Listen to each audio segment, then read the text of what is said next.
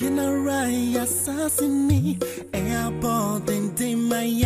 moja nanu shegu edigu on my Melody, good morning. Now the same. Bokode. Gidi say what cheerful no abushan nyina obia ho ye. Obia ordinary de to platform so we there or nsra. Nyame nsra won so. Anapa we me ba ya sabaya same ono kan de Japan. Afia sisia na ye be hunu see yes. MP before no omunni ha for the Ghanaians so. Dede na honorable Kennedy otabetina o TV so ye dede ni nyina anye youth no nti o ya anye Ghanaians nti aye ono nkasa ni yam ni bottom ni na bushia fo nti mi kasa asan ya wo bebisa se adan nti na wo kasa asan ye meti audio besisi ya na Kennedy Japan se omo allowed MPP amoko position sisia na MDC power the first target ebe ye ono anka moye ratina anka moye ni mapapa anka wondwisa obia wo adwun papa no wondwin asanwo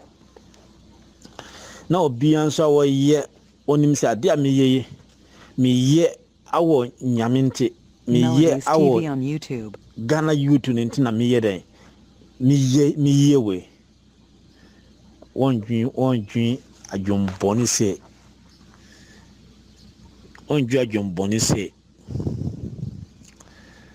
obi a wodwin se no kan nim se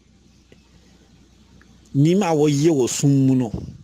esene nima ye tichino abonte na nima wo ye hunu wo TV so no radio show a wo kasa no nipa be adwin se a kan hunu se nima bona wo ye no ntina wodwin adwumbone se Kennedy Japan mentano bet nisan bi wo ho a wo ka gotinas na wodwin di we hunu se yes papa no we wicket ma Ghana fo mfa gidie bia ma papa no se dabe papa no kasa wota be kasa woti bi so wo sunu nyina no ne yem ni botonte on pesi MPP nko position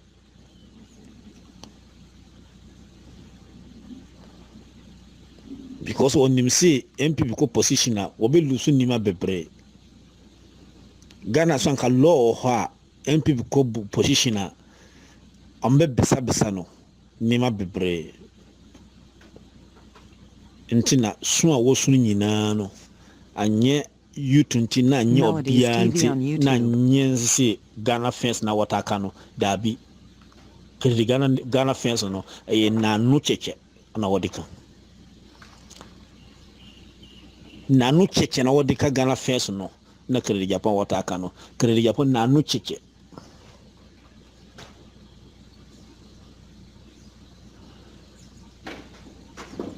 because nipa wodwin papa no wondwin asambise yemnesi omo politician no jenji omo ndi omo ni gidi enso but asambi wo ho a wo be ka kire ye youth na afalase hunu si yanko school kura ye wonyansa yanko school kura ye de enfie nyansa ebe analyze na hwe se yes sama wo ka no aba dena ewom Kennedy Japan dina wojeni nyina we nyaatwom we pese me kuminya ono kasa ni butom tina we sa nyima nyina mina meka ma bia ndi Kennedy Japan ndi gidi kete fraza fata si enfama no we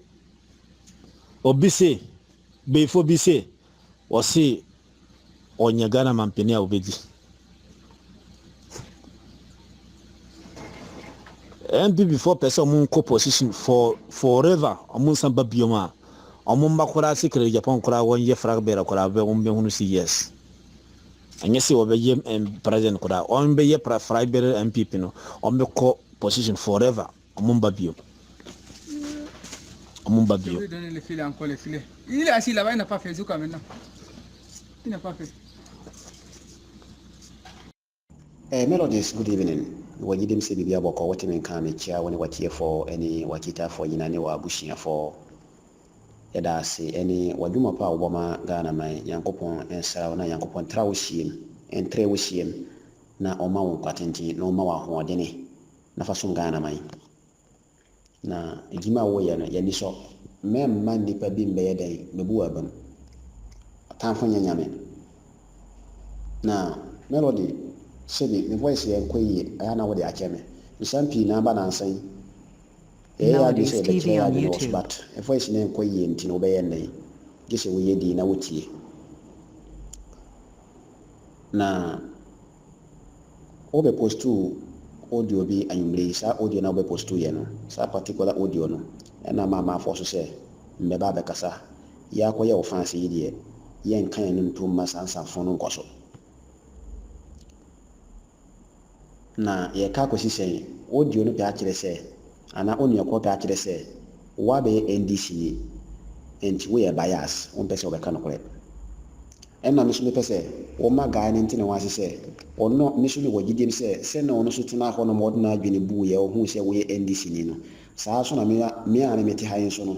me de ma adwene bu ye na me hu se ono so ye MPP ni na me a meti hayin so no ye MPP ni nti ne nua MPP ni na ba no na ye de na ka no asami nti so nti o channel ibie ma wo de misere na o ma we ye ne last o ma we ye ne last audio obetie me ne betie bi se ye be ka yen ene Togo fo ne Burkina fo ne Nigeria fo kora na ye be sporto Melody sensoro se ye tin komi padie ye supporto na kakara me pese me kan se asama obeka na me hu se akwa no se bi se be dia sa de e fa ni yansa woni bi ni se minim se akontuo de ya adwene mu no 90% ana 99% ye nim se ye kokontuo akopesika but anyi sika no kwa na ye kwakope wo kopesika na wapanyansa aka ho ana wasua nema bi ade aka ho se ne be ya se wo firi kontuo ho no mo ba kakara wo benya de aba fie no eso be ba mfa so ama ba se wo to kwan na wo ya wa bi se bi sika no kwa na wo kope nti wo de wa adwene ni bebia sika no kwa wo be sika no de aba fie ba wo ba be du fie no anhwe asebi obi a waja no wo ho no se ana fie na waja no wo ho no se fie no enye no anhwe a wo nua no kwa waja wo ho no koye no no ma be ya ase no wo be sa selesele wo madi ebi ni sa guy we ya wati ho no ma ogimi ne hoyi because the reason why in terms make sa no on so buy obedi atem say NDC MPs no magimi ne nua se wan kasa woni nyansa calculate mu sei bia na mo ka MPP party no edito aminam no mu bi sei ya na mo ka MPP party no edito aminam de bia me ka me sisi o ma party kala fa opi na wa ma wani anda ho a wani be ba wona wo da aminam e wo wo nan bra obi an be won so be yi wa fra aminam mo se o ma party kala fa opi a wo be gimi so o hu se wo gimi ta ma wani ba won se wa gimi no na nyansa fo no ko ebi ni sa guy we dia no enna se nyankopom be bu atenya o mo be dinka bu o ma ten ye MPP4 se woni mi yansa ma men ka sa me kire o NDC fo na wo so ma gimi no sebi o NDC fo no mo timi de o mo gimi no abetina ma atena ye kan se kunya no so ICC schools ICC hospitals wo tie me ICC schools ICC hospitals sa gimi fo no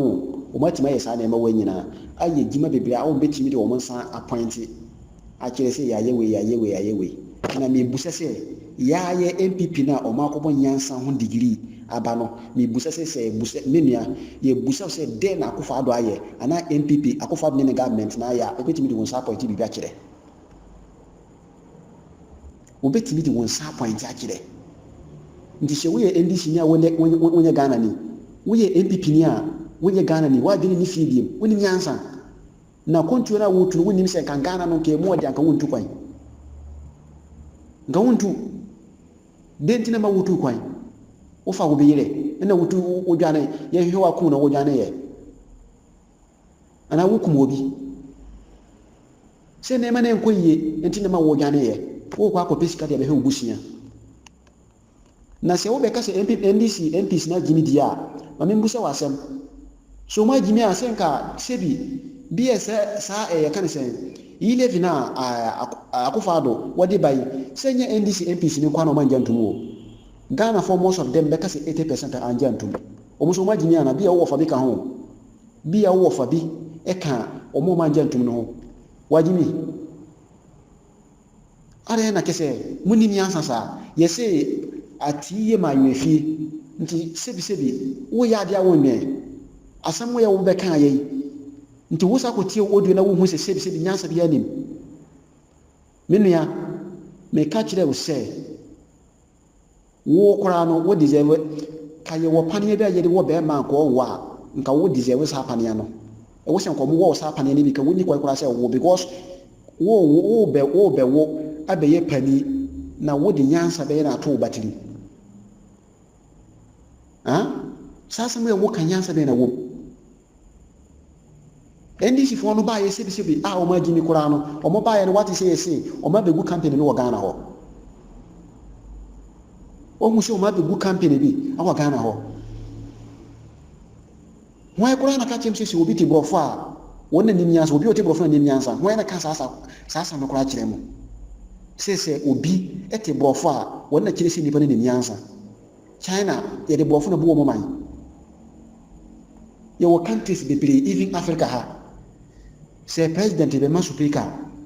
won ni kurom kasa na kasa but o mu bu o mo man o mu kurom fo mo to wa mo ho na ka tem se obi e ti brofo na kire se nipa na nim nyansa wana kasa sama kire mo na NDC fo no sebi omu gimi no e be yes ha na me nyina ade ma Ghana e na yaaye MPP ya yese omu na omu akobo nyansa mo degree baaye no omu baaye no so no omu be ye hwe o na me nua se wotie mi a hwe ade wa ha MPP fo baaye no e na omu hu sebi Premium Bank ena si omu kwa nti ade omu pese omu ye omu ntimi ye omu agu no ena omu hu se GM Bank ashi omu kwa ade omu pese omu ye no omu ntimi ye omu agu GM Bank na omu hu se Royal Bank omu baaye no Royal Bank ashi omu kwa nti omu ntimi ye no omu ye no omu agu no UT Bank na omu hu se UT Bank no ashi omu kwa nti ade omu pese omu ye no so omu agu UT Bank a omu ntimi ye omu agu no Capital Bank no ma hu se sa Capital Bank aye da ashi omu kwan nti omu agu no a omu ntimi ye dai omu ntimi enye na omu ye nti omu agu no na sa UT Bank no ma men kan ho asabo ha na kakara kirew finance minister wote so wa Ghana ne ono kwa tama ni business ko fom kora no sa UT Bank ne kora na aboa no se wonni ma kokko busa yiye wo MPP na adidi wo ma wo jimi no adidi wo ma wo jimi no sa finance minister no sa UT Bank ne na sa pege ne mo awa be ye nipa ne ono abe finance minister wa ahwehwe han ama ya gusa bank no na uwi a wa be ka kire obi se etamu da homa obi a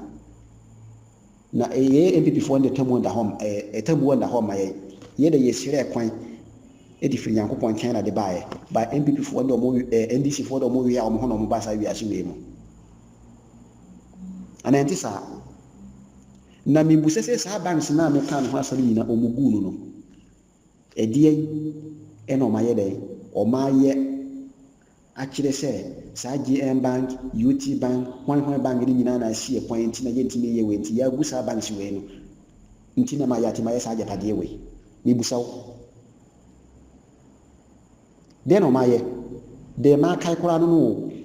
radio stations o ma gu no nka ho manfo jino ma gu no nka ho we kura no banks ho ikura na list na me de bae mero des ma me fama sa me sia me ayi no eba